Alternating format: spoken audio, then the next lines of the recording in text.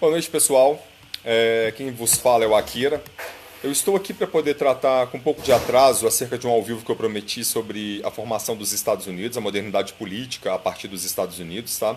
Levando em consideração o 4 de julho, que é a declaração de independência dos Estados Unidos. Isso ao vivo, na verdade, eu planejei para ontem, mas infelizmente as condições aí não me permitiram de trabalho, não me permitiram realizar ontem, tá? Mas agora, com um pouco de atraso, eu consegui chegar ao ponto que eu queria, tá? Tá tocando vou deixar ao fundo tocando Scott Joplin e Ragtime, que é o estilo musical que ele é um dos fundadores, tá? O Ragtime é um dos meus estilos musicais prediletos. Eu vou colocar um pouquinho mais alto aqui, que talvez... Acho que tenho certeza que muitas pessoas vão reconhecer esses acordes. Então, gente, o Ragtime é um estilo musical do início do século XX, tá? Próprio dos Estados Unidos, muito característico dos Estados Unidos, que serviu de influência para o jazz, o jazz aí, né, que eu prefiro dizer, mas o jazz ele vai ter uma influência muito grande do ragtime, vai ser influenciado pelo ragtime. Ragtime foi um estilo musical que abriu as portas para os negros na música estadunidense. Foi a primeira vez que nós tivemos a presença maciça de negros dentro da música, da tradição cultural musical dos Estados Unidos para o grande público, e não para público de nicho, como eram as canções dos negros antes do ragtime. Então, é uma grande contradição, né? A gente perceber que os negros sequer tinham direito de voto na maior parte dos Estados Unidos nesse momento, e, no entanto, eles já tinham conseguido emplacar um grande estilo musical que era apreciado até mesmo pelas elites. Isso é uma grande contradição, porque, como tudo que se relaciona aos Estados Unidos, está intimamente ligado à natureza daquela nação.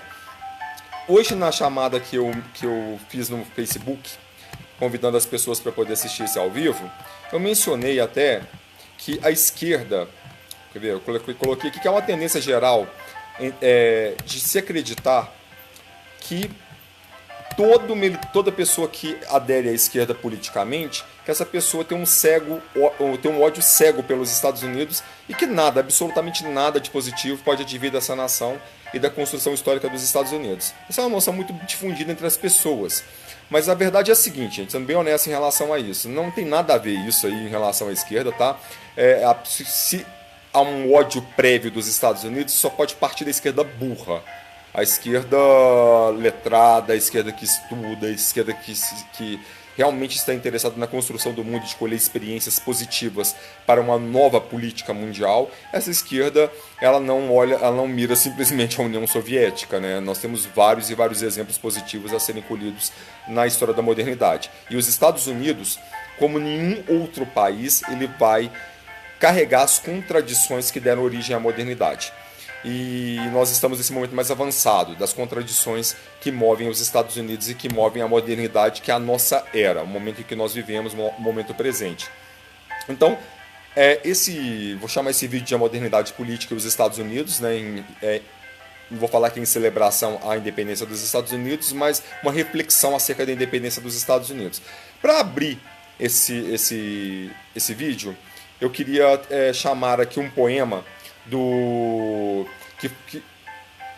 que foi escrito pelo personagem Duas Caras de Batman, numa graphic novel, num romance gráfico de 1989 chamado Asilo Arkham. Romance gráfico, gente, é um nome chique que se usa para história em quadrinho, tá? A grande real é essa. Então seria isso que é um romance gráfico. Mas ele tem um acabamento melhor, ele é mais bem produzido, ele não é o quadrinho de massas que nós encontramos na banca todos os meses. São edições especiais que saem com pouca frequência e que tem um acabamento gráfico melhorado e tem uma narrativa que se aproxima muito da literatura. Então vamos lá. Esse poema diz o seguinte: Senhor Apolo e Senhor Dionísio, eu sou um homem da lei, eu sou um fora da lei. Sim, não. Nós, o povo dos Estados Unidos, nós as vítimas mutiladas da história. A fim de formar uma união mais coesa, estabelecer justiça, proporcionar tranquilidade doméstica, do mal e da hipocrisia, enaltecendo o trabalho dos criminosos do Vietnã, El Salvador, Chile, garantir a defesa do bem comum, promover o bem-estar geral, com adoráveis mísseis, estrondosas bombas dos ricos, brancos e pios, assegurar a bênção da liberdade para nós e nossos descendentes, e queimar crianças e estuprar mulheres, para sempre e sempre. Amém. Deus abençoe a América. Esse poema foi escrito nessa revista pelo personagem Duas Caras, o Harvey Dent, que é um inimigo, antagonista do personagem Batman. Lembrando aí que o Harvey Dent, o Duas Caras, ele era um agente da lei, né? Ele era um promotor de justiça que passou por um acidente, né? Na verdade, um atentado com ácido, não é bem o que o Nolan descreve no segundo episódio da trilogia dele de Batman. E depois disso ele se torna aquele vilão Duas Caras. Então, esse poema mostra muito essa contradição interna dos Estados Unidos, aí, os problemas internos dos Estados Unidos, nesse sentido de ser uma pátria que ao mesmo tempo inspira muita gente, ajudou a melhorar o mundo e que comete atos tão criminosos também ao redor do mundo, né? E aqui, para a ocasião, eu estou com a camiseta do Capitão América. É a única vez que as pessoas vão me ver com a camiseta do Capitão América, tá? A última vez. Essa camiseta que eu coloquei em virtude desse vídeo, e também para lembrar uma questão. O Capitão América, ele é um personagem também que carrega essas contradições. Porque o Capitão América, eu que sempre detestei, que nunca gostei quando criança, para ser bem honesto, assim, eu sempre gostei de quadrinho, mas nunca foi um personagem que me interessava. Mas depois eu fui entender que o Capitão América, ele, pelo menos a construção mais atual dele, ele tem mais a ver com os valores dos Estados Unidos do que com a defesa dos Estados Unidos enquanto Estado. Tá? Então ele está no campo dos ideais embrionários que geraram o Estado dos Estados Unidos. Ele que defende essa noção inspiradora, no momento inspirador dos Estados Unidos. E não esse momento que nós vivemos agora, que é de total desespero, né?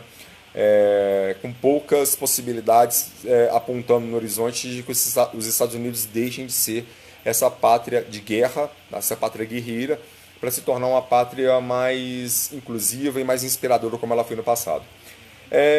Para começar, falando sobre a Declaração de Independência dos Estados Unidos que ocorreu ontem, vamos falar das 13 colônias e a primeira democracia moderna, né, que os Estados Unidos como colônia, eles fundaram a primeira democracia moderna. É interessante pensar nisso porque a democracia ela nasceu na Grécia Antiga. As pessoas tendem a pensar que a história sempre parte de formas piores para formas melhores. É isso que acontece com a história. Então a história sempre tem esse fluxo.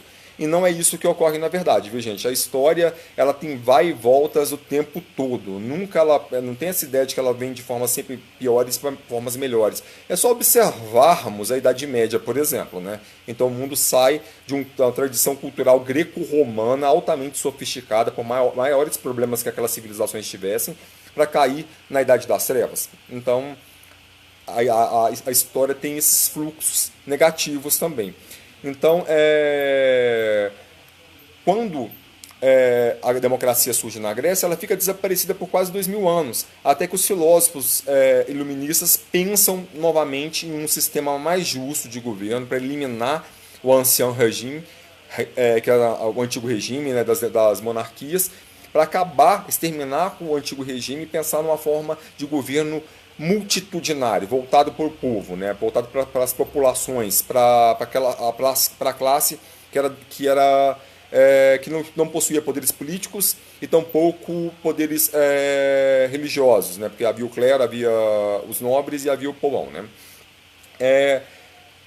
Os iluministas pensam nisso. Então, naturalmente, as pessoas tendem a acreditar que a França fez isso antes, né? Falou assim, que a França fundou a primeira democracia. Isso é muito comum a gente ver esse erro, assim, eu que lecionei muito, durante muito tempo, a gente percebe até essa percepção dos próprios alunos em errarem isso em prova, acharem que a democracia nasce com a França. E não.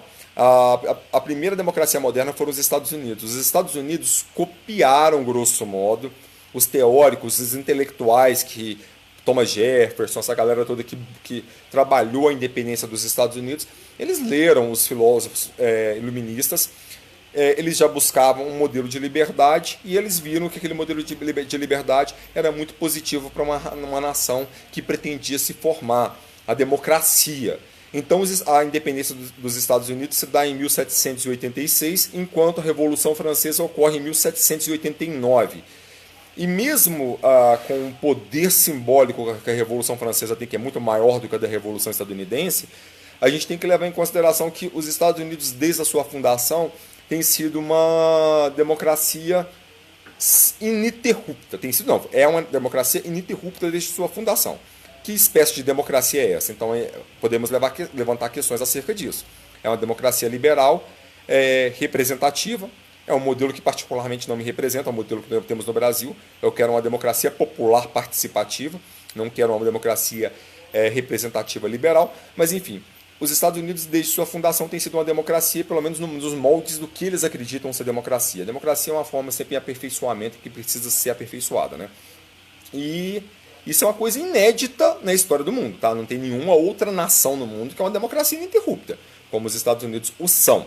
Então, é curioso que eles tenham pegado o sistema operacional francês, coloquemos assim, que é o iluminismo, aplicado isso à realidade dos Estados Unidos e fundado, por conseguinte, a primeira democracia moderna antes da França para realizar sua revolução. Nós temos aí, já no início dos Estados Unidos, duas grandes figuras, que eu não vou me atentar aos demais protagonistas da Revolução Estadunidense, vou falar mais de Washington, de George Washington e de Thomas Jefferson, os dois grandes protagonistas da Revolução Estadunidense. O George Washington, ele era a força, tal como conhecemos, né, gente? Ele era o general, enquanto o Thomas Jefferson foi o intelectual dessa história toda, tá? Ele foi o grande intelectual, a grande figura por trás da Revolução Estadunidense. Washington, o general, e Thomas Jefferson, o intelectual. Vamos pensar nisso. E vamos pensar que o Washington foi o primeiro presidente dos Estados Unidos e o Thomas Jefferson foi o quarto, se eu não me engano. Quarto ou quinto presidente dos Estados Unidos. O Thomas Jefferson, ele foi o autor tanto da Constituição dos Estados Unidos quanto da Declaração de Independência, um documento que veio antes da Constituição, né? A Declaração de Independência dos Estados Unidos, publicada em 1776, na data de ontem, e já na Declaração de Independência dos Estados Unidos, o Thomas Jefferson declara que todo homem tem direito à vida, à liberdade e à busca da felicidade. Isso é poderosíssimo. A mensagem que o Jefferson traz, eu sou um grande admirador do Thomas Jefferson, eu fico impressionado como um homem nessa época teve a ousadia de criar a primeira democracia, criar a primeira república moderna e declarar já colocar na Declaração de Independência que todo ser humano tem direito à vida, à liberdade e à busca da felicidade. Isso é muito importante porque o próprio Thomas Jefferson era um senhor de escravos. E vocês acham que ele libertou os escravos a partir do momento em que ele escreveu a Declaração de Independência ou que os Estados Unidos se tornou um país independente? Não, isso não aconteceu. Então poderíamos chamar o Thomas Jefferson de um grande hipócrita, pura e simplesmente? Não é tão simples, gente.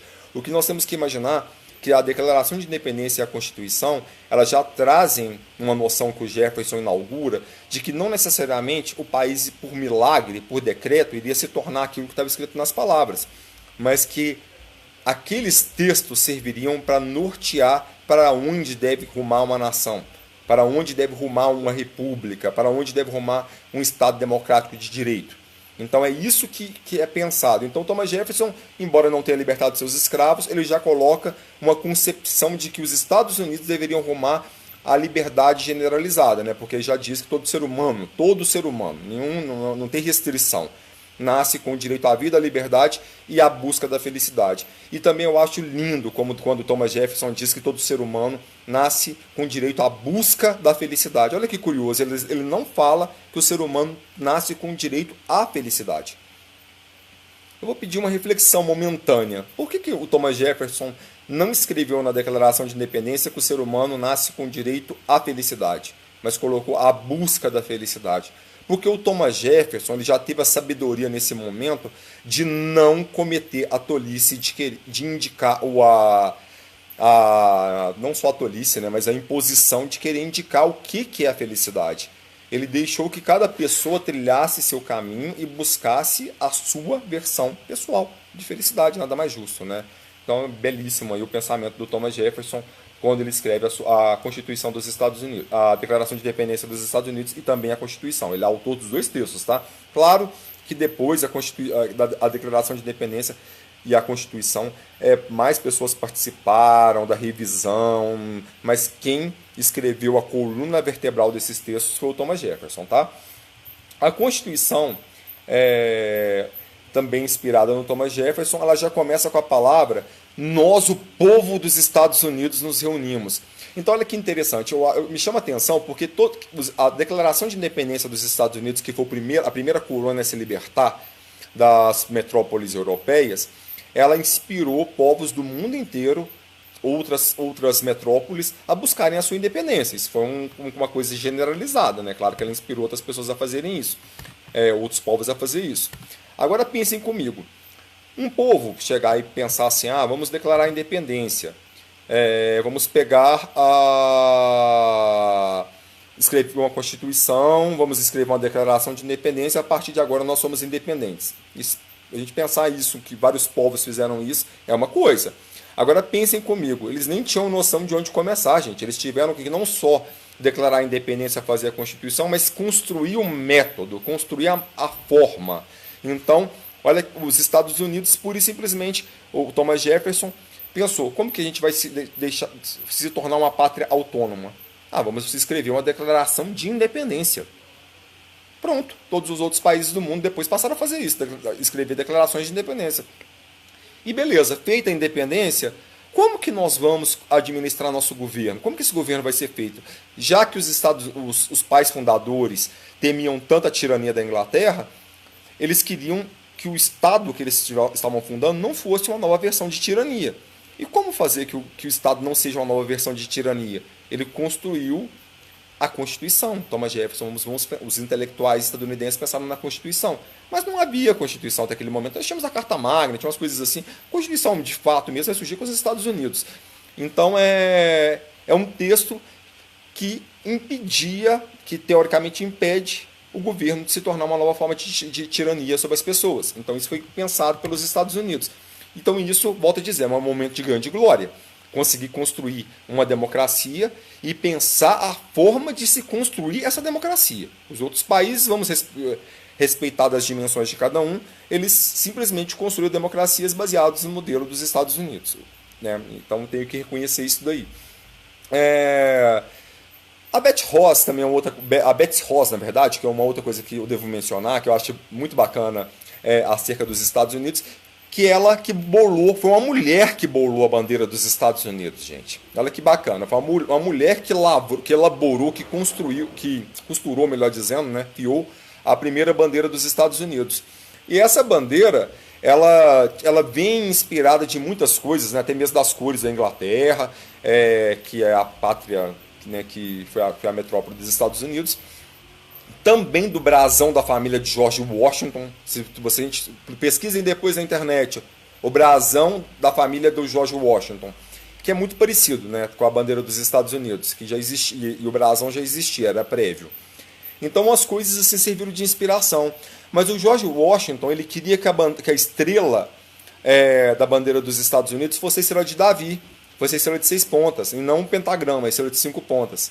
Quando eu falo em pentagrama, eu não estou falando do diabo, tá, gente? Estou falando só de estrelas de 5 pontas. E também não estou falando de nota musical, né? De onde se escreve as notas musicais. Mas enfim, tirando a piadinha aí sem graça, a bandeira dos Estados Unidos originalmente era para ter estrelas de Davi, e não o pentagrama, tá? Foi a Betsy Ross que, ao criar a bandeira dos Estados Unidos, optou por uma estética mais limpa no ponto de vista dela, que era que é a estrela de 5 pontas, também para que não ficasse a noção de que era uma pátria voltada apenas para o povo judaico-cristão,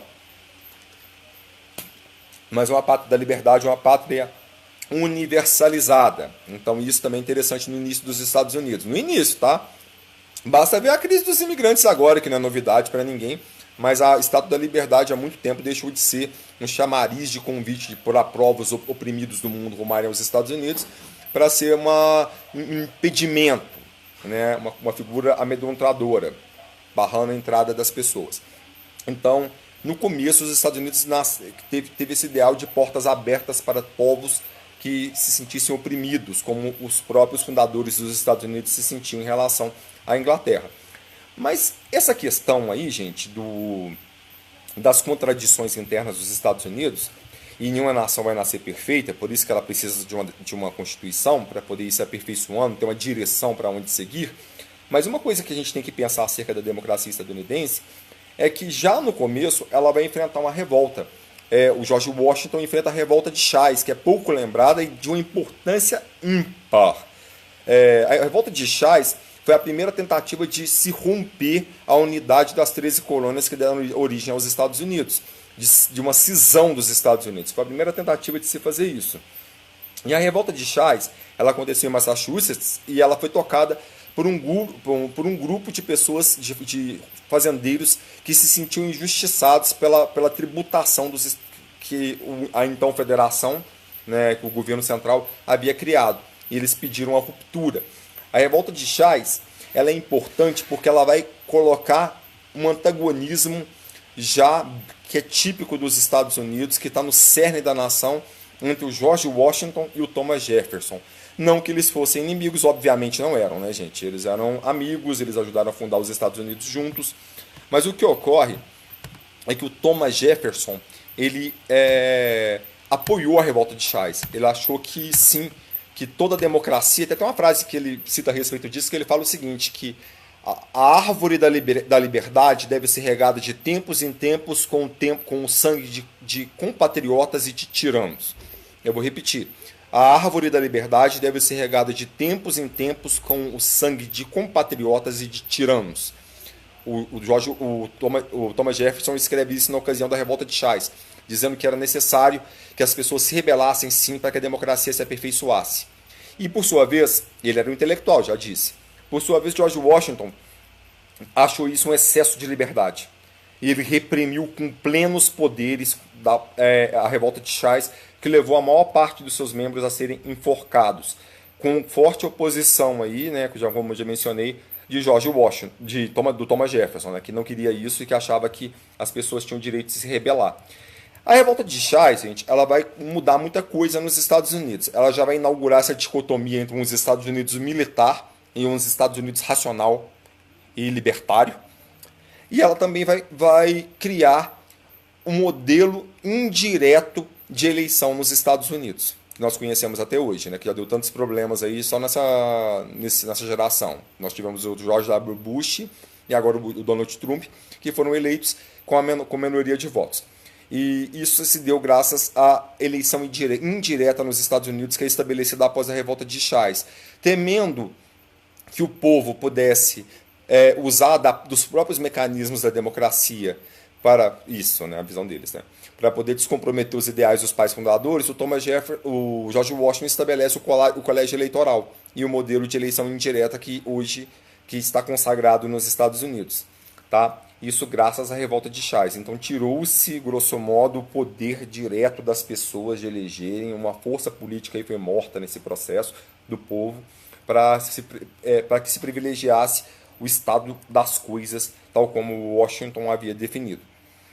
E já está aí a oposição Jefferson-Washington. Jefferson, a racionalidade, Jefferson, o humanismo, enquanto Washington, não que ele não seja isso, tá, gente? Também não estou falando que o Washington era um tirano por si só, não. Mas ele representa mais essa figura, essa versão bélica dos Estados Unidos, né?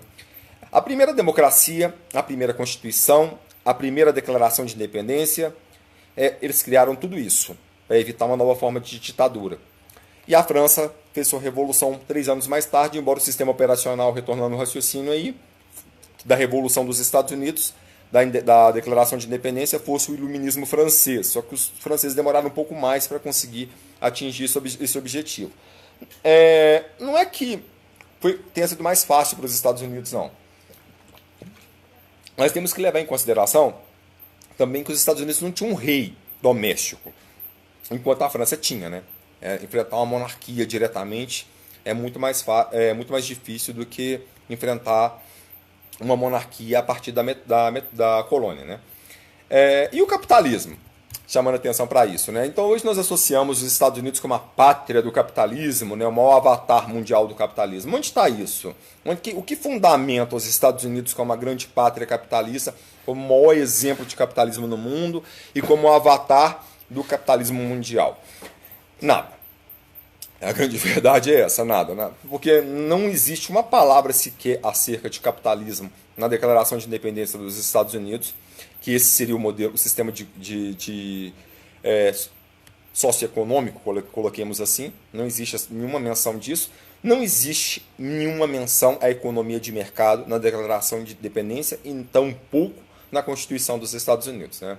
Então, claro que a pátria acreditou nessa ideia de que da liberdade comercial garantiria as liberdades políticas e as liberdades humanas. Então, foi por aí que as coisas aconteceram nesse momento da fundação dos Estados Unidos, mas havia forte resistência dos pais fundadores no sentido da acumulação. Thomas Jefferson, do qual sou fã, volto a dizer, ele vai escrever em dado momento que se os Estados Unidos rumassem para a acumulação cega, tal como foi a Inglaterra, isso seria uma desgraça que comprometeria para sempre os Estados Unidos. Ele escreve uma coisa nesse sentido, que os Estados Unidos, os ideais da revolução se perderiam completamente se os Estados Unidos rumassem para uma ideia de acumulação pura e simplesmente, que era necessário garantir a prosperidade universalizada, né? Não uma prosperidade de nicho, não uma prosperidade Wall Street, não uma prosperidade de 1%. A prosperidade do povo dos Estados Unidos.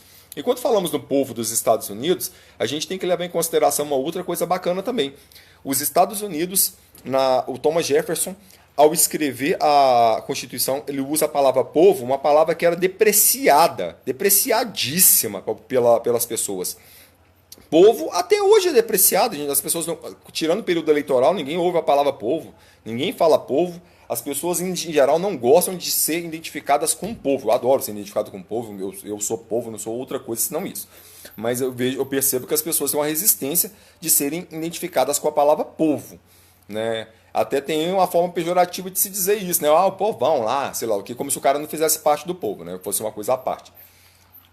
Mas, enfim, que palavras que eles iriam utilizar? Não haviam mais títulos de nobreza.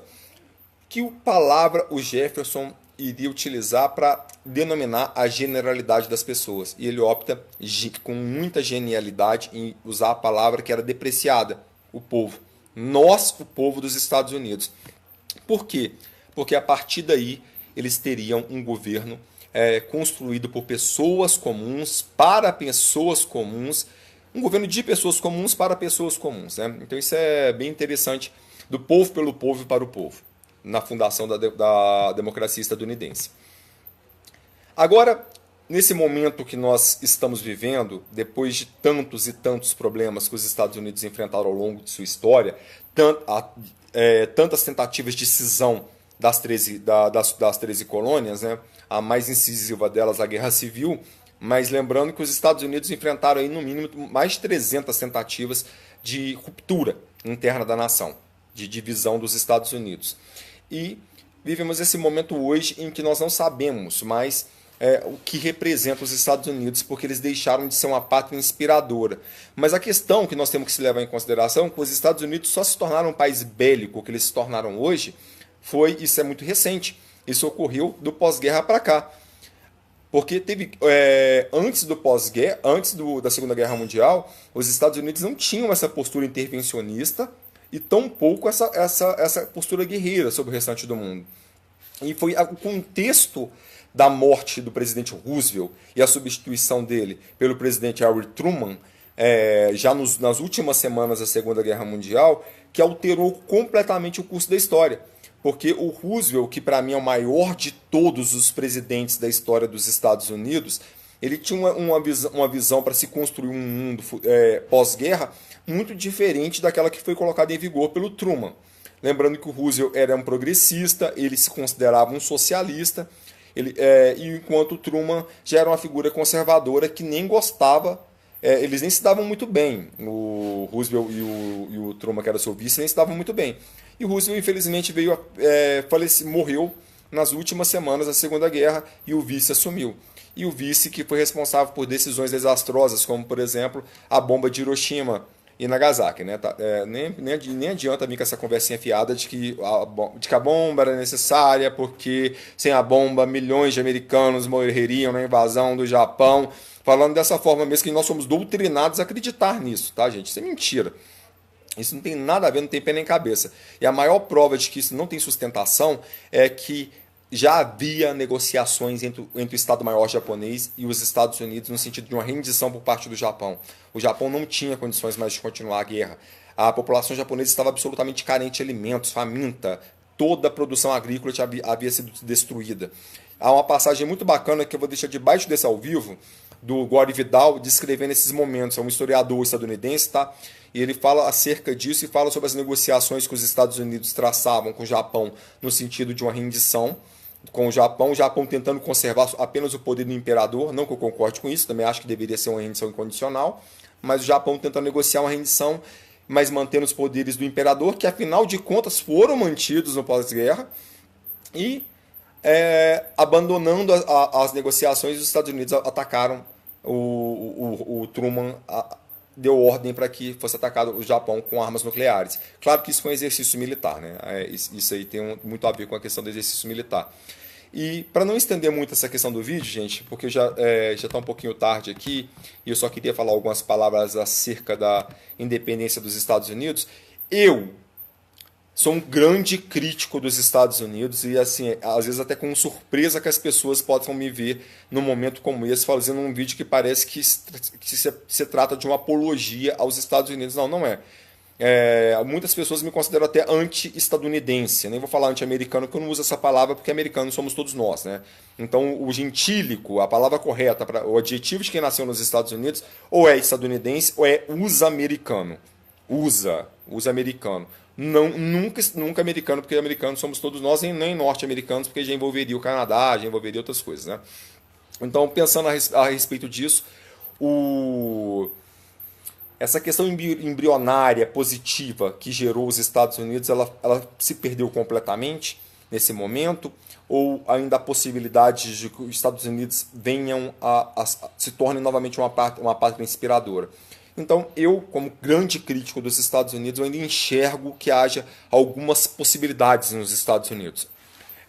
O Marx, o grande Karl Marx, que é um filósofo por quem eu tenho uma admiração imensa, ele dizia que o socialismo iria ser construído na nação mais industrializada e não na menos industrializada, por uma simples razão. O socialismo é a distribuição de riquezas, né, e da produção. Se não há produção, vai se distribuir o quê? E o Marx sempre acreditava que era preciso passar pelos meios de produção capitalistas para então se chegar ao socialismo. Adquirir-se os meios de produção capitalistas. O Marx, inclusive, faz um grande elogio ao capitalismo, ao que ele foi capaz de realizar no mundo, só que ele diz que o capitalismo esgotou as suas possibilidades, e é o que eu creio que aconteceu também, eu sou convicto acerca disso. E as possibilidades do capitalismo estão esgotadas, e todo sistema progressista ele acaba se tornando conservador. É isso que acabou acontecendo com o capitalismo.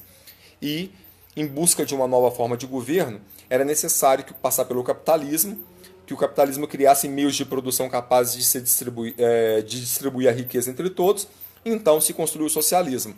Se a teoria de Marx fosse seguida ao pé da letra, a nação mais propícia para se construir o socialismo nesse momento são os Estados Unidos, porque não há nação tão rica na história da humanidade quanto os Estados Unidos são atualmente. Nunca houve nenhum império na história da humanidade tão poderoso quanto os Estados Unidos o são atualmente. Isso é algo que é preciso reconhecer. Não se trata de apologia. Eu não gostaria de ver esse poder concentrado na mão de ninguém, mas eu tenho que reconhecer que eles o concentram. E a partir desse reconhecimento, construir mecanismos críticos para analisar a realidade dos Estados Unidos e que tipo de ameaça ou de inspiração esse país pode ser. Então ainda acho que há um potencial revolucionário nos Estados Unidos.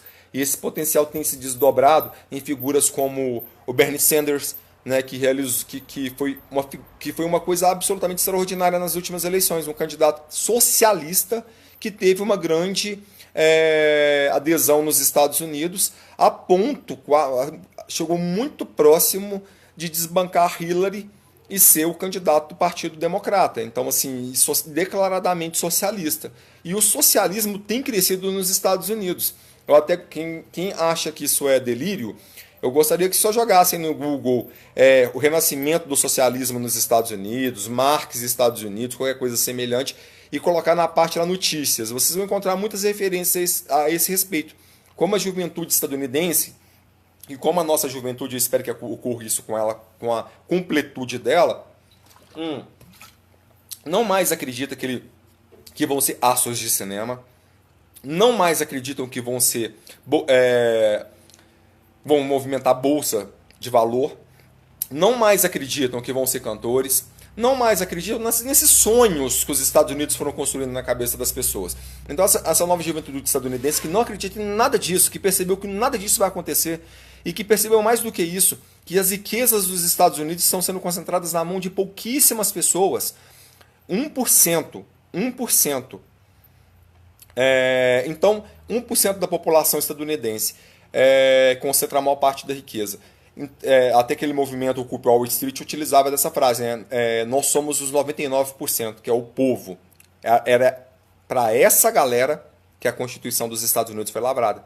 Foi para essa galera que a Declaração de Independência foi lavrada, para o povo, e não para a galera que está lá em Wall Street ganhando bilhões, o 1% dos Estados Unidos, que controla hoje a nação. Galera, eu vou encerrar o vídeo por aqui. O Faber me perguntou se eu acredito se existe alguma possibilidade de cisão dos Estados Unidos. Sim, eu acredito na possibilidade de cisão dos Estados Unidos. Eu acredito que possa haver um processo de ruptura dos Estados Unidos em outras nações, que eles se dividam. Isso tem base, viu, gente? Volto a dizer, isso aí não é delírio, não. Ao longo de sua história, os Estados Unidos se enfrentou mais de 300 movimentos que buscaram a cisão. E atualmente há um forte movimento que não deve ser ignorado nos Estados Unidos, que é o Yes California. Que também é conhecido como Cal Exit, inspirado aí no Brexit lá da Grã-Bretanha, né, que cometeu idiotice de sair da zona do euro, zona do euro não, desculpe, da União Europeia, embora a União Europeia também não vai durar isso, não. Vai durar menos que a União Soviética, a União Europeia, tá? A União Soviética durou 80 anos, a União Europeia vai durar metade disso. Mas, enfim, os estados, a Califórnia é o estado mais rico dos Estados Unidos. A Califórnia é mais rica do que o Brasil, só para a gente poder ter uma dimensão acerca disso. E esse movimento ele busca a cisão da Califórnia, busca tirar a Califórnia dos Estados Unidos. Ele ganhou muita força depois, ele já existia, mas ele ganhou mais força ainda depois da eleição do Trump. E acontece o seguinte com o Yes California, gente. Ele recebeu autorização. Depois eu vou colocar detalhes maiores acerca disso, mas eu sei que tem postos hoje espalhados pela Califórnia para que as pessoas possam se cadastrarem para votar num plebiscito para saber se querem continuar os californianos a fazer parte ou não da União dos Estados Unidos, ou se eles vão fundar uma nação à parte. Então eu posso dizer que esse plebiscito ele foi autorizado, tá? E que nesse momento pessoas estão sendo cadastradas para quem voluntariamente quiser ir até esses postos. Eu não me lembro se o número eram 40 postos que tem atualmente espalhados pela Califórnia, uma coisa mais ou menos assim. E é um movimento separatista, tá? Então a galera vai votar se quer continuar ou não fazer parte dos Estados Unidos. Agora, se isso vai ser acatado pela União, já é uma outra questão, né? Se a federação vai aceitar isso, porque claro que todo país, toda democracia é feita pela união indissolúvel dos seus estados e etc e tal, né? Então é indissociável, né? Teoricamente a ideia de toda democracia, de toda república, melhor dizendo, né? A palavra certa seria república. Toda república, então, é feita pela união indissociável, indissolúvel dos seus estados. Mas é muito curioso que aí uma grande contradição, voltando às contradições que permeiam os Estados Unidos, que os Estados Unidos, mesmo ciente disso, né, de que a União dos Estados foi autorizada aí uma consulta para a população da Califórnia acerca dessa possível desse viés separatista, para ver se a população está interessada em sair dos Estados Unidos, abandonar os Estados Unidos. Então, faz parte das contradições, outro elemento das contradições internas dos Estados Unidos, dessa nação curiosíssima, que ao mesmo tempo que pode ainda nos inspirar, tem nos provocado grande pavor. Para encerrar esse vídeo, agora finalmente estou encerrando mesmo, só queria dizer, gente, que, por exemplo, a galera da esquerda, eu sou de esquerda, tá? Não sou só de esquerda, eu me considero de extrema esquerda, tá? É comunista mesmo, o nome que se chama por aí é comunista. Então, eu sou de esquerda e entendo essas questões históricas acerca dos Estados Unidos. Eu não sou cego, não sou tolo, não sou idiota, né? Então, não quer dizer que por eu me opor ao estado de coisas que os Estados Unidos representam em sua política externa, eu seja cego a vários pontos positivos acerca dos Estados Unidos. E eu gostaria de lembrar a todos vocês que as obras que o Karl Marx foi correspondente de vários jornais estadunidenses, como o Tribune, como o New York Times, num tempo em que ele era proibido de publicar em qualquer lugar da Europa, tá? Ninguém, por muito pouco, ele não tinha sido preso na Europa. E ele conseguia publicar em jornais dos Estados Unidos, que era uma das formas dele conseguir levantar dinheiro. Era das fontes de renda de Karl Marx, era publicar em jornais estadunidenses. Então já é curioso pensar nisso, né? A Europa fechou as portas para Marx naquele momento, considerava Marx um inimigo do estado de coisas, e os Estados Unidos, com as suas liberdades, né? Essa questão também que deve ser valorizada, né? Eu acho que a liberdade ela tem que ser repensada, ela não pode se confundir com libertinagem, mas ela tem que ser defendida também, claro, né? Embora eu ache a igualdade um valor mais necessário. Então, fico por aqui. A Declaração de Independência dos Estados Unidos foi ontem. É uma pátria que, eu volto a dizer, fundou a primeira democracia, escreveu a primeira Declaração de Independência, escreveu a primeira Constituição, construiu o sistema presidencialista, tudo isso, a República, tudo isso advém dos Estados Unidos. E uma pátria que inspirou as nações do mundo a buscarem as suas liberdades em relação às colônias. E que hoje, de certa forma, e de uma forma muito mais simbólica e imaterial, né, nos coloniza a ponto de quase nos estrangular. Então é preciso ter um conhecimento crítico acerca das contradições dos Estados Unidos, porque as contradições dos Estados Unidos são as contradições da modernidade, e a modernidade está em seus últimos momentos. Não é à toa que nós chamamos esse momento de modernidade avançada, a modernidade última, modernidade tardia. E talvez a superação da modernidade passe pela superação do que é os Estados Unidos atual. Boa noite e muito obrigado por quem teve a paciência de ouvir o que eu tinha a dizer, tá?